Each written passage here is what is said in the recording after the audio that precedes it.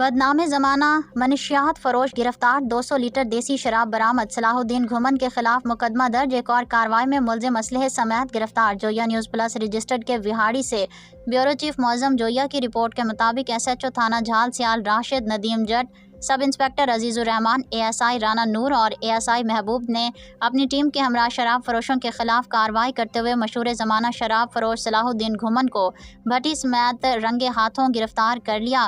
ملزم کے قبضے سے 200 لیٹر دیسی شراب برآمد کر کے مقدمہ درج کر لیا گیا۔ دوسری کارروائی میں ناجائز پمپ ایکشن رکھنے پر منیر احمد کو گرفتار کر کے پابند سلاسل کر دیا۔ اس موقع پر ایس ایچ او جھال سیال راشد ندیم جٹ کا کہنا ہے کہ بہت جلد اپنی حدود سے شراب فروشوں کا خاتمہ کروں گا۔ منشیات فروش اور جرائم پیشہ عناصر کی سرپرستی کرنے والوں کے خلاف بھی قانونی کارروائی عمل میں لائی جائے گی۔